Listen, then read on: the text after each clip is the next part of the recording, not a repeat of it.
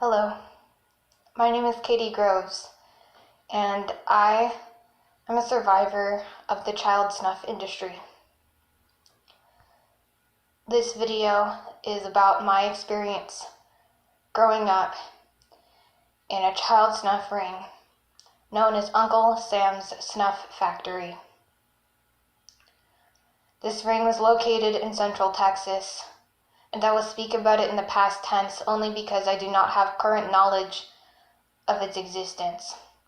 But that does not mean I have any reason to believe that it has been shut down.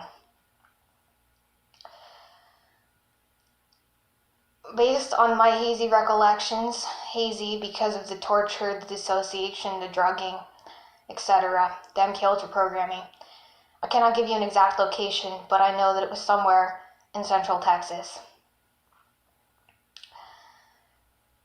My home was in Austin, and I recall the drives being about 45 minutes to get to this place.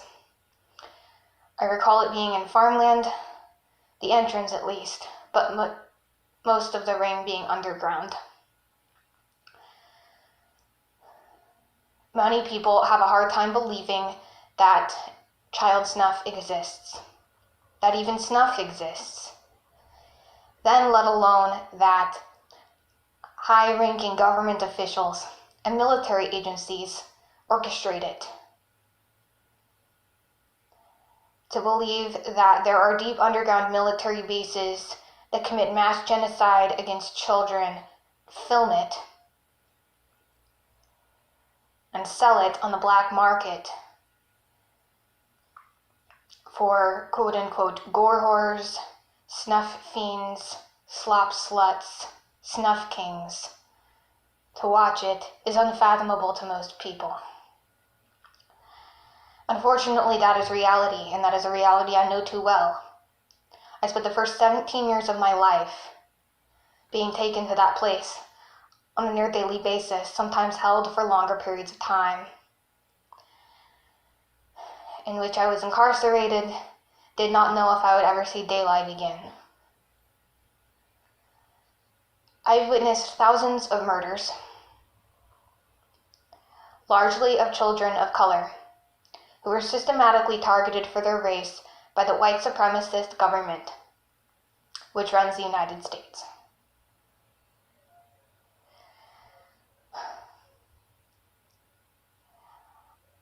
They called it Uncle Sam's Snuff Factory as a private joke,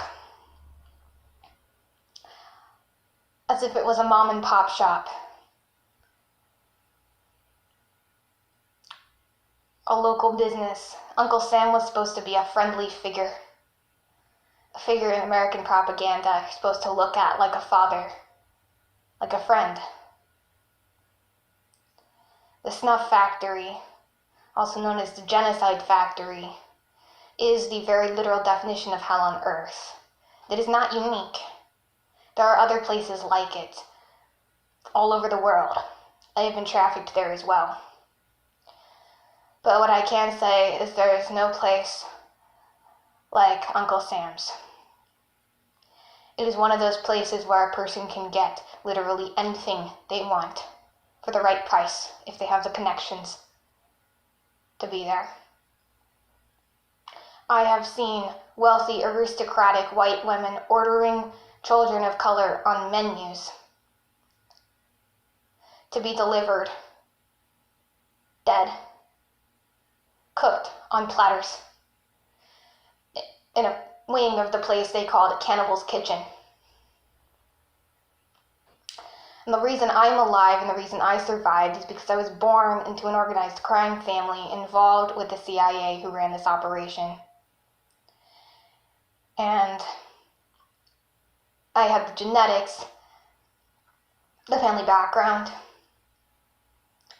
to be a candidate for perpetration, for continuing the cycle of violence, from being one of the quote-unquote leaders or members of the group involved.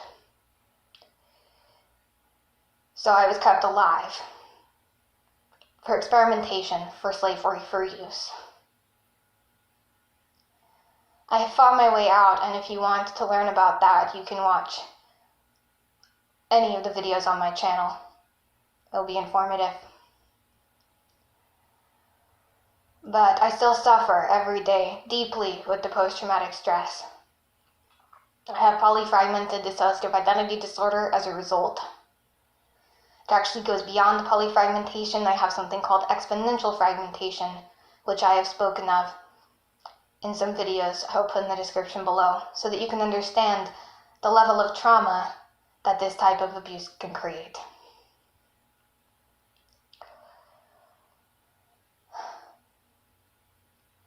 I weep for my brothers and sisters in this place, the ones who are undoubtedly still alive and suffering there. I weep for the dead, but death is a merciful option in a place like that. No, that does not mean that I am not grateful for my survival, but grateful is a hard word to use in the circumstance. How does one feel gratitude when they have witnessed such carnage? Because we're not just talking about death, we're talking about the worst possible ways to die. Children being boiled alive in shit and piss that predators paid to donate into iron tubes. We're talking about children cut apart, fed to other children for people's sexual gratification. And most don't want to look at it, and I do not blame you. I do not blame the survivors of this abuse who stay dissociated, who remain used and enslaved because they cannot look either, because they cannot come to terms with their experiences. And I do not blame the general public who will not look. But this is reality. And all I ask of those who watch this is that you remember that while it may be excruciatingly painful for you to look at this reality, to think about this being possible, there are children. I ask you to remember and acknowledge that there are children who are surviving it every day. There are children enduring this, dying in this, and surviving this, who have to carry that pain all alone. And if they can do that, maybe you can muster the strength, if you have it, to look, to think about it just enough to get involved in some way to stop the madness. And no, I do not expect you to find this place, to find these underground trafficking rings, bust down the doors, and rescue these kids. I doubt if that will ever happen before World War III comes, or some epidemic and wipes us all out, while the people who perpetrate this remain alive in their underground worlds, and so on and so forth. Don't even want to go into the whole NWO thing right now. No, I don't expect that from you. I don't expect you to stop this in that way. But there are people fighting human trafficking. There are people who need voices. And at the very least, I encourage you to extend your support in some way to those who have survived, even if you cannot help those who are lost. I don't know how to help those who are lost. But there are people like me, and no, I'm not asking for myself, but for everyone.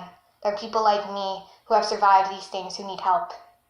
They need therapists, we need doctors, we need lawyers, we need support, we need friends. We need new family because most of us have lost ours. And if you can be that for somebody, you can help the collective damage created by these rings.